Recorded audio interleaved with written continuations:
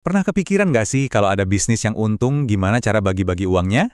Nah, kali ini kita akan bongkar tuntas sebuah kisah nyata tentang perjanjian bagi hasil. Ini bukan cuma soal angka loh, tapi soal kesepakatan, soal resiko, dan ya soal siapa dapat apa di akhir cerita. Yuk kita mulai. Jadi gini deh, ini kan dilema klasik banget ya. Ada orang yang punya ide brilian, punya tenaga buat jalanin bisnis, tapi nggak punya modal. Terus, ada pihak lain yang punya modalnya. Pertanyaan besarnya, gimana caranya bagi keuntungan biar adil buat semua? Nah, mari kita lihat gimana sebuah perjanjian mencoba menjawab pertanyaan ini. Oke, di cerita kita ini ada dua tokoh utama. Yuk kenalan dulu.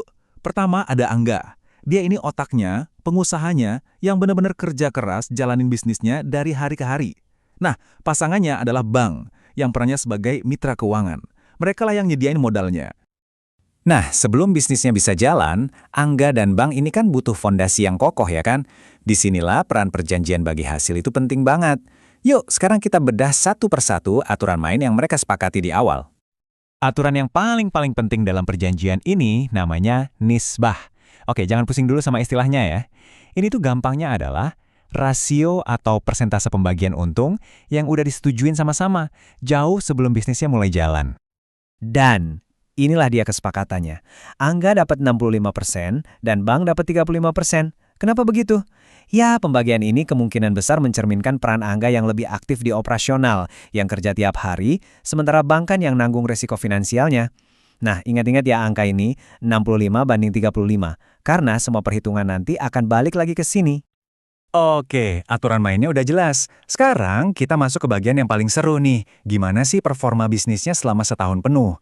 Apakah kerja keras Angga beneran membuahkan hasil? Yuk kita intip angkanya.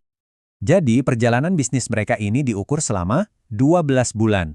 Kita bakal lihat datanya dari bulan pertama sampai bulan terakhir. Ini penting biar kita bisa dapat gambaran yang utuh gimana sih naik turunnya bisnis ini. Nah, ini dia nih, data mentahnya, bulan per bulan.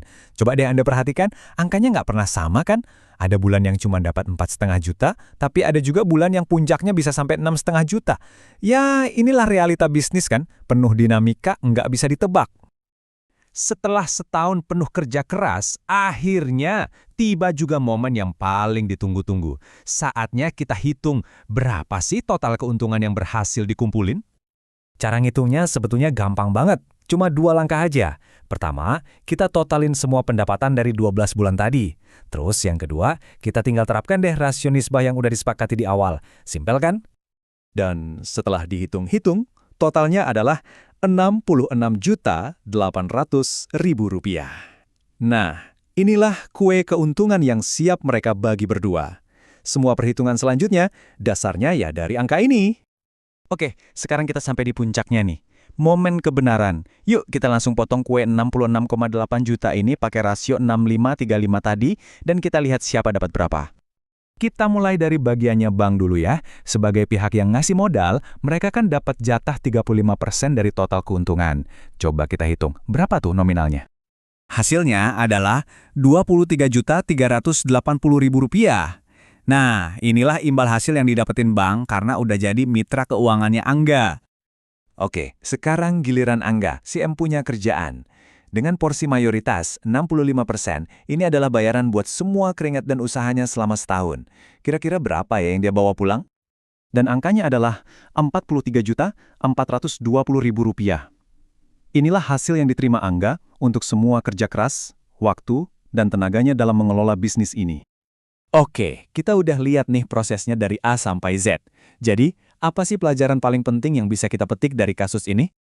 Pada akhirnya, semua itu balik lagi ke kesepakatan di awal. Rasio 6535 itulah yang jadi penentu gimana kue keuntungan sebesar Rp66,8 juta ini akhirnya dibagi. Coba bayangin deh kalau nggak ada perjanjian yang jelas di awal, wah bisa jadi rumit banget urusannya. Proses bagi hasilnya emang kelihatan jelas dan transparan banget ya. Tapi, ini justru ninggalin satu pertanyaan besar buat kita semua renungkan. Coba deh posisikan diri Anda sebagai Angga yang tiap hari jungkir balik ngurusin bisnis. Menurut Anda, pembagian 65-35 ini adil nggak? Coba direnungkan.